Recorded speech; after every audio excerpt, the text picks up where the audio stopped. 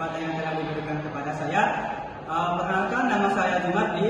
Di sini saya akan merangkum secara keseluruhan materi dari ekonomi moneter Islam. Nah, tujuan dari pembuatan video ini yaitu pengganti MIT atau biasa dikenal ujian tengah semester. Ada 6 materi yang akan saya jelaskan nantinya. Jadi jangan lupa nonton. Yang pertama yaitu konsep dasar ekonomi moneter Islam. Nah, yang perlu kita ketahui di sini, apa sih yang dimaksud dengan kebijakan moneter? Jadi, kebijakan moneter yaitu salah satu cara yang digunakan negara dalam mengendalikan serta mengarahkan keadaan ekonomi makro yang sesuai atau yang lebih baik dengan cara mengendalikan jumlah uang yang beredar di suatu negara. Nah, keadaan yang dimaksudnya ini adalah meningkatkan keseimbangan serta pemeliharaan stabilitas harga. Dengan adanya kebijakan ini, pemerintah bisa menambah, mengurangi, serta mempertahankan sejumlah uang yang melibat pada suatu pemerintahan. Nah, kebijakan moneter berfungsi sebagai kunci untuk memperoleh strategi yang baik dari ekonomi makro di sebuah negara untuk menanggulangi terjadinya inflasi.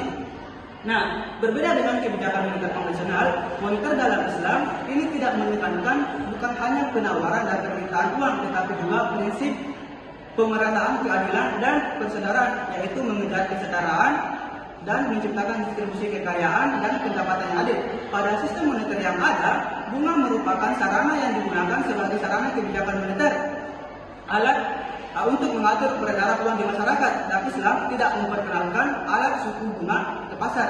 Tujuan utama dari kebijakan moneter syariah di sini, regulator perlu memastikan adanya badan usaha ekonomi dan instrumen keuangan syariah yang mendapat menyerap potensi investasi masyarakat. Adapun instrumen keuangan syariah yang dimaksud yaitu zakat, infak, sedekah, dan wakaf atau biasa disingkat dengan siswai. Mungkin. Baik, materi kedua, dasar pemikiran moneter dalam sistem keuangan Islam. Pada dasarnya, kebijakan moneter adalah upaya mengendalikan atau mengarahkan perekonomian makro ke kondisi yang diinginkan dengan mengatur jumlah uang yang beredar. Secara prinsip, tujuan kebijakan moneter Islam tidak berbeda dengan tujuan kebijakan moneter konvensional, yaitu menjaga stabilitas mata uang, baik secara internal maupun eksternal, sehingga pertumbuhan ekonomi yang merata dan yang diharapkan dapat tercapai. Tujuan dari kebijakan moneter Islam yang merupakan komponen dari bentuk ekonomi syariah adalah mempromosikan keseimbangan dan kemakmuran. Maqasid syariah menjunjung tinggi keseimbangan dengan memberikan keadilan pada segala kawasan kehidupan manusia serta memperoleh kemaslahatan, yaitu memperoleh kemaslahatan umum, tidak kemaslahatan tertentu bagi pemerintah yang bersangkutan. Islam memiliki pandangan yang khas mengenai sistem moneter atau keuangan, bahwa sistem moneter atau keuangan adalah sekumpulan kaidah penggandaan dan peraturan keuangan dalam suatu negara. Yang paling penting dalam setiap keuangan adalah penentuan standar dasar keuangan, di mana satuan ini dinisbahkan seluruh nilai berbagai mata uang lainnya. Dinar atau emas dan dirham atau perak dipilih sebagai mata uang karena kedua logam tersebut memiliki nilai yang tinggi, langka, dan dapat diterima secara umum sebagai alat tukar. Kelebihan. Baik, materi ketiga yaitu teori dan konsep dasar keuangan Islam. Keuangan syariah adalah sistem pengelolaan keuangan yang diterapkan dengan menggunakan prinsip-prinsip Islam dan hukum Islam sebagai patokan. Ini tidak hanya berlaku untuk sistem, tetapi juga untuk lembaga keuangan dan produk yang mereka tawarkan. Keuangan Islam adalah sistem yang didasarkan pada Al-Quran dan Sunnah, dan juga dari penafsiran sumber-sumber wahyu oleh para ilmuwan. Dalam bentuknya, struktur keuangan Islam menjadi peradaban yang tidak berubah abad ke-14. Struktur keuangan Islam telah berubah selama 30 tahun terakhir, dimulai sebagai salah satu implementasi modern terpenting dari sistem hukum Islam sebagai tujuan bagi pembaharuan dan pengembangan syariah Islam masa depan. Sementara itu, ada prinsip maqasid syariah keuangan Islam, di mana tujuan yang diberikan oleh Allah dalam semua syariah atau hukum-hukumnya. Banyak istilah yang digunakan untuk menyebut maqasid syariah, seperti maqasid al-syariah atau maqasid al-syariah, dan lafaz lain seperti asrar al-syariah, al-illah, murad al-syariah, al-hikmah, al-maqsad, al-maslahah, al-ma'ana, dan lain-lain. Dan antara lain, istilah tersebut digunakan untuk merujuk pada tujuan syariat. Ada 3 bagian penting atau tingkatan penting dari maqasid syariah. Yang pertama, maslahah daruriyat, yang kedua, maslahah al-hajiyat, dan yang ketiga, maslahah at-taqsimiyah. Ada 3 bagian penting atau tingkatan penting dari makasih syariah. Yang pertama, maslahah daruriyat, yang kedua, maslahah al-hajiyat, dan yang ketiga, maslahah at-taksiniyah. Materi keempat, perihal konsep uang dalam Islam. Kasbir mendefinisikan uang secara luas sebagai sesuatu yang dapat diterima secara umum, sebagai alat pembayaran dalam suatu wilayah, atau sebagai alat pembayaran hutang, atau sebagai alat pembelian barang atau jasa. Secara hukum, uang adalah sesuatu yang dirumuskan oleh undang-undang sebagai uang. Jadi segala sesuatu dapat diterima sebagai uang jika ada aturan atau hukum yang menunjukkan bahwa sesuatu itu dapat digunakan sebagai alat tukar. Secara fungsi yang dapat dikatakan uang adalah segala sesuatu yang menjalankan fungsi sebagai uang, yaitu dapat dijadikan sebagai alat tukar menukar, penyimpanan nilai, satuan hitung, dan alat pembayaran tunda.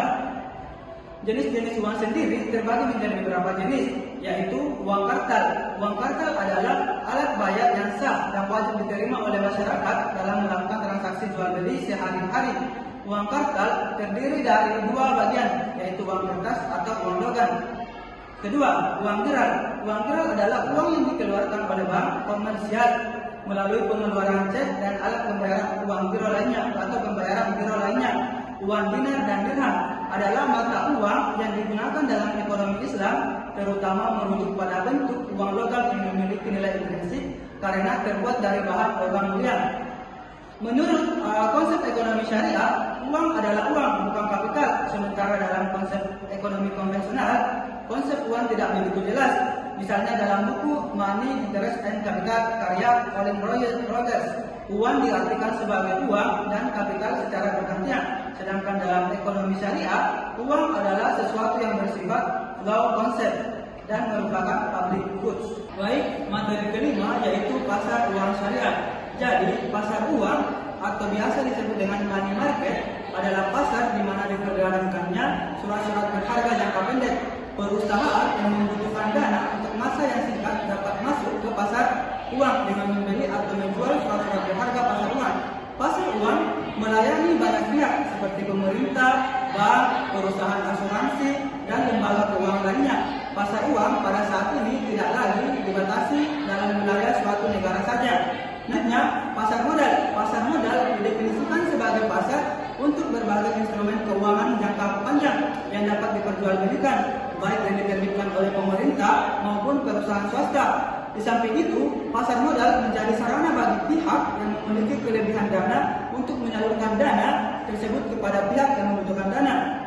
Instrumen pasar uang konvensional di Indonesia terdiri dari sertifikat Bank Indonesia atau biasa disingkat dengan SBI, yang kedua surat berharga pasar uang atau biasa disebut dengan SBPU. Instrumen pasar uang Islam atau syariah di Indonesia yaitu sertifikat Bank Indonesia Syariah atau biasa disingkat dengan SBDS, dan repurchase agreement atau biasa disebut dengan repo. Materi terakhir terkait dengan fungsi dan peranan bank syariah dan lembaga keuangan non-bank.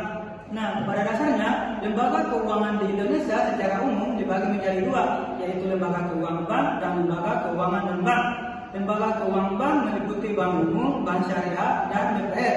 Sedangkan lembaga keuangan non-bank meliputi perasuransian, pasar modal, perusahaan pegadaian, dana pensiun, koperasi, dan lembaga penjamin dan pembiayaan perusahaan yang dapat dikategorikan sebagai lembaga pembiayaan antara lain perusahaan sewa guna usaha, perusahaan pembiayaan nasabah, dan perusahaan modal ventura. Lembaga keuangan non-bank merupakan sebuah badan yang kegiatannya menghimpun dana dari masyarakat selaku nasabah dengan mengeluarkan surat-surat berharga, lalu menyalurkannya untuk pembiayaan investasi perusahaan yang membutuhkan pinjaman. Dalam perkembangannya hingga saat ini, penyaluran dana lembaga keuangan non-bank untuk tujuan modal kerja dan konsumsi tidak kalah intensifnya dengan tujuan investasi. Oleh karena itu, dapat dikatakan bahwa lembaga keuangan non-bank dapat berperan serta secara aktif kepada masyarakat selaku nasabah dalam memberikan keadilan distribusi. Baik, mungkin itu saja penjelasan rangkuman yang saya berikan perihal ekonomi moneter Islam. Lebih dan kurangnya mohon dimaafkan. Akhir kata, wabillahi taufiq wal hidayah. Wassalamualaikum warahmatullahi wabarakatuh.